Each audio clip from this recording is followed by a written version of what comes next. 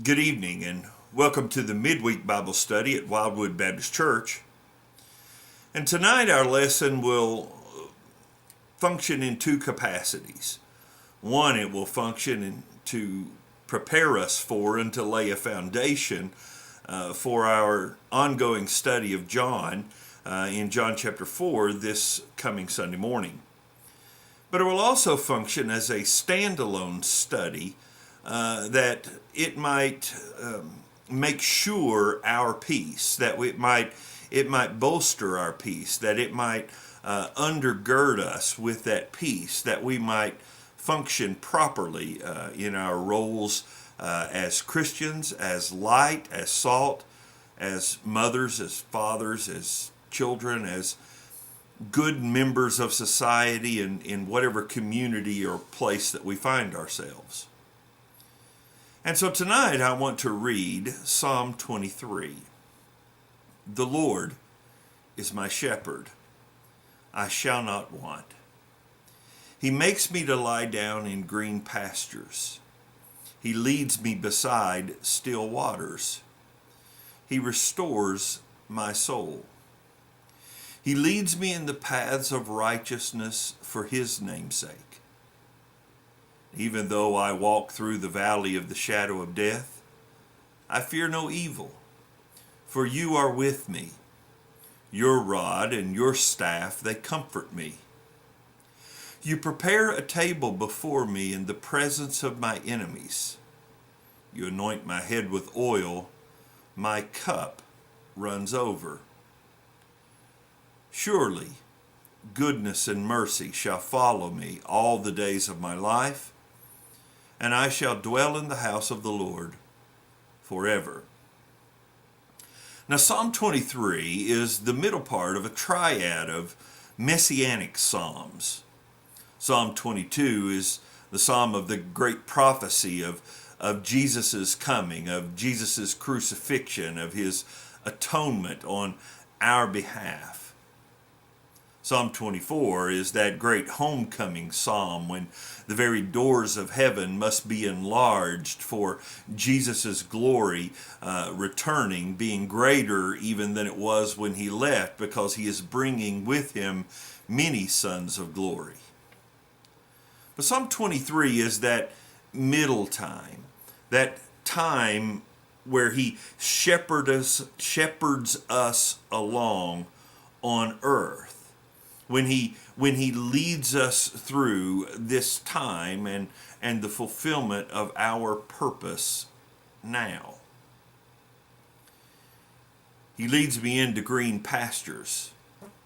He leads me beside still waters. He restores my soul, that I might be refreshed, that I might be strengthened, that I might find the resolve then to get up from that pasture and follow him in the paths of righteousness. That his name, that his person, that his work, that his peace and hope and joy, that his attributes might be glorified. And as we walk this path of righteousness in a fallen and a dark world, we will be surrounded by enemies. And this psalm tells us how he shepherds us along through all of those enemies that surround us, that would try to intimidate us and make us run and hide or just simply quit. That he, when we enter these dark times, is with us. And so we are to see in this psalm what the Spirit is intending to show us. And we are shown that all of the things that might terrify us, all of those things that might steal our hope, that might steal our peace, that might steal our resolve, that those things are intending to render us impotent as far as our work, as far as our purpose on earth is concerned. And they would be able to render us impotent, would make us slow to love, if Christ were not with us. But since he is with us, we find that all of those would-be enemies are but mere shadows in his presence. And not only that, not only are they rendered impotent rather than rendering us impotent, not only are they shown to be shadows of which we should not be terrified to the point of quitting or running away and hiding. The psalm goes on to tell us that in the midst of those enemies, Christ will prepare a table for us. Right in the midst of those enemies, this table is prepared. And the imagery is a powerful one. To think of a table being set out in the wilderness with wolves behind us and lions to the right of us and highwaymen and thieves to the left of us and unknown sounds of terror in front of us. And all along the way, we have passed those who would try to steal this new life from us, or the abundance that this new life provides. And yet, we do not panic. In fact, when we realize what Christ has done for us and what he is doing for us and what he has promised for us, we don't panic. We simply sit down and eat, and feeling no urgency to run into the house. This is the peace that he not only promises to those who call him by name, but the peace that he provides. We need to not only learn this lesson of peace, but also learn to apply it in our lives, to give ourselves over to them. As we talked about last week, the weapons of our warfare are not of this world, but they are so much more powerful than any enemy that would come against us. We have the very righteousness of Christ. We have the promises of God. We have the truth that can come only from him, and an indwelling spirit to not only give us an understanding of that truth, but the energy and the power to live it out. And so let us learn these lessons of peace, because it is only when we know this peace and are operating by it that we will be able to employ the weapons of hope and peace and love and joy, of kindness, of gentleness, of meekness, of temperance, and then of self-control in our lives. Difficult times can make us become people or persons that we don't want to be.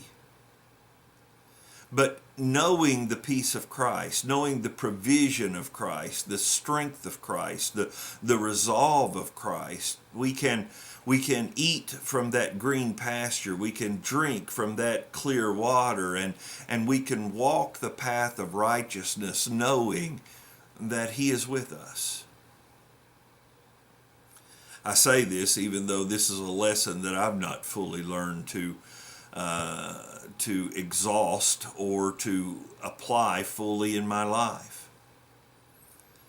I've used this illustration before. I don't believe in ghosts or aliens or Bigfoot or Michael Myers.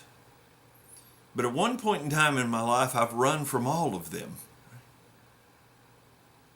Imaginary enemies